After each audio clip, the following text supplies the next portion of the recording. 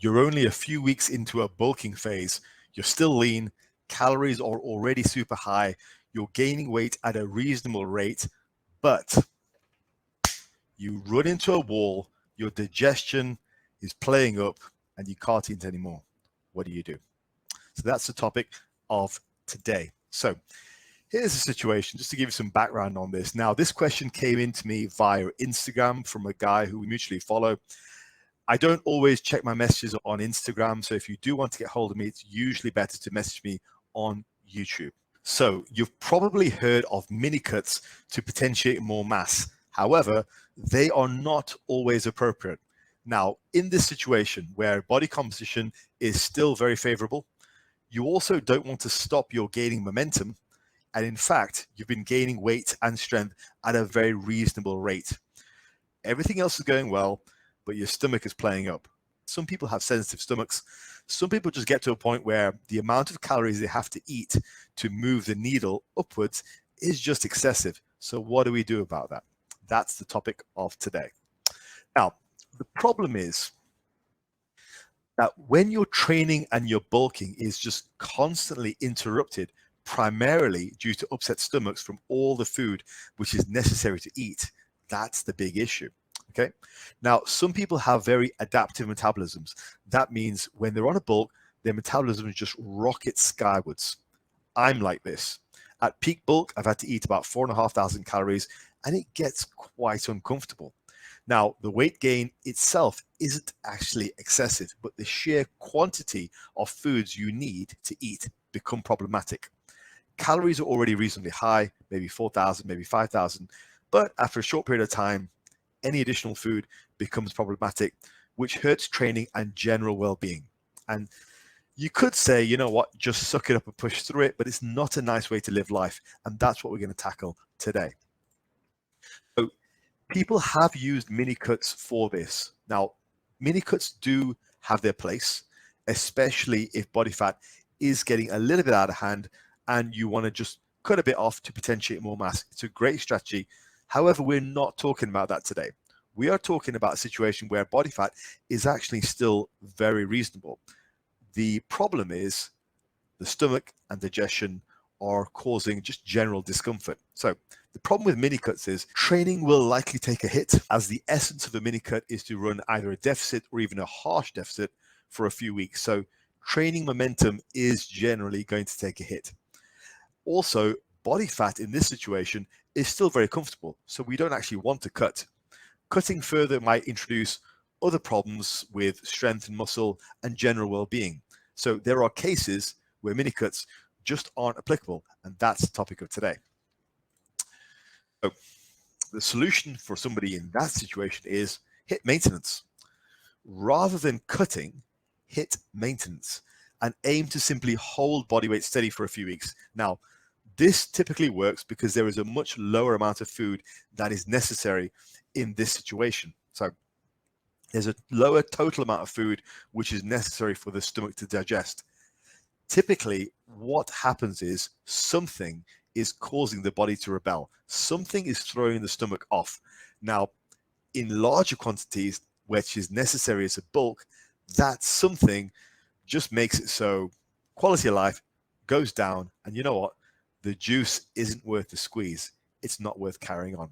So hitting maintenance allows you a bit of breathing room to figure out exactly what the problem is, but without getting into the mini cut zone, which has its own issues. Period of maintenance allows the stomach to have a break. Now, it also allows you to have some breathing room to investigate what exactly is causing the problem. Could be a lot of things. Now, I think the first thing that comes to mind is food intolerances.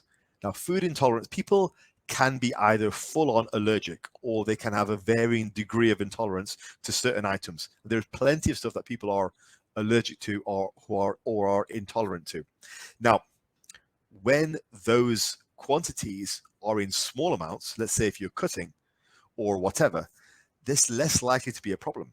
But you go to a bulk and you might double or triple the portions of those offending foods, and you don't know what food it is because you've never really had to investigate it.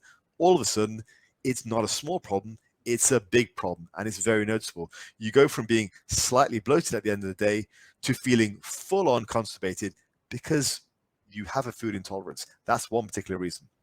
Next is that particular macros aren't always that great in higher amounts. So for some people, they really don't do well with a lot of fat in their diet. It just tends to clog them up. I'm one of those kind of people. I don't do well with a high amount of fat in my diet. Now, it's fine if I'm eating about maintenance. I can have a higher fat intake and it doesn't really matter. But if I'm bulking and my fat intake necessarily goes up in proportion, that is a big no-no for me. For other people, too much protein tears them up. For other people, too much fiber. It just varies. There's a lot of things that you need to evaluate what your particular thing is. In fact, if you do know of your own particular bugbear, put it down in the comments. Okay, so the next issue is more efficient food choices. Now, when you go from, say, maintaining or cutting into a bulking diet, you might want to adapt some of the options which caused you to have a really good satiety when you were cutting or maintaining, like a high degree of fruits and vegetables, or particular food choices which might not work as well in higher and higher quantities. So that might be something. It's a very common problem. People will go from cutting or maintaining with a high degree of fruits and vegetables to then trying to bulk on the same diet. It just doesn't work. There's a reason why most pro bodybuilders have a staple of meat and rice, because those are two foods which commonly just go through the system really quickly, really easily. They're not great in small quantities, but they're fantastic in large quantities because meat and rice generally are pretty easily to digest. Most people don't really have much of an intolerance, but also they're very good in high amounts. Now, if you're trying to bulk on lots of potatoes, lots of vegetables, and lots of chicken, that's a different problem altogether. Finally, water and hydration. Those are definite issues too. So I think not understanding just how much hydration factors in when you're eating more food is also very important. Your hydration needs may well go up as your food volume goes up, the amount you're eating. Like fiber, for example, almost necessitates more water. If you're eating more foods altogether, you're getting more full, you're going to need more water. These are all like possible avenues for investigation. I'm not saying that this is the problem for everyone, but these are possible avenues for investigation. And it may just be food choices altogether. So it's worth looking at. But hitting maintenance allows you some time to investigate exactly what is causing the problem. You could take out one thing, improve another, see if it makes a difference. And over time, you should hit upon a good strategy for you. Okay. Now, I've been there. Back in 2019, I hit a wall eating about 4,500 calories a day. This was after my bodybuilding show in 2018. Now, at the time, my solution was to fast 1 day per week. Now, at the time, I thought that was a great solution, but it worked well, but it's a very temporary solution. Now, I feel like what I should have done is I should have taken a maintenance break and tried to discover exactly what was causing my digestion to rebel. That would have been more useful moving forward. Now, I think if you see a massive drop in inflammation and water weight when you fast, it does behoove the question, well, what are you eating which is causing such a high degree of inflammation and water? Now, I see this sentiment in fasting circles quite a lot on Reddit, for example. People will say fasting reduces inflammation, but then it really behoves the question, it really begs the question, what exactly are you eating which is causing all that inflammation? But that's what a lot of the times isn't really taken as the next step, but that would be the logical next step, I think. Try and figure out what exactly you're eating which is causing you these problems, and it could be any of those factors I've stated in the previous slide. Yeah. All right, so some concluding thoughts. Now, firstly, mini cuts are a great situational method to potentiate more mass, so I'm not dogging on them. However, they're not always appropriate.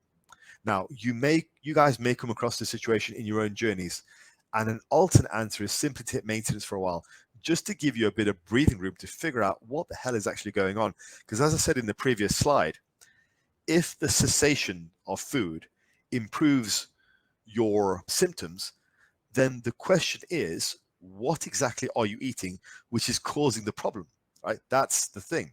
The solution is just not to eat, of course. So the solution is to figure out what exactly was causing that problem, and hitting a period of maintenance allows you to figure that out without having to go into the problems of the mini cut. So use that time to figure out exactly what is causing the issue, if it's an issue, or if it's simply the food volume, and you need to choose more calorie-dense foods, or finally, if you just need to suck it up and get the job done, which is also not bad advice, but it might be a little bit short-sighted if there are actual issues which you can solve and allow you to carry on gaining. We all want to gain all the mass, but if it's causing you discomfort, if it's causing you issues, if it means your digestion is off, then trying to figure out what the offending foods are is actually a very important issue. Okay, folks, hopefully that was useful, and I'm going to call it there. Just a quick solution for you guys on that bulk train who are experiencing some digestion problems. All right, folks, I'm going to call it there.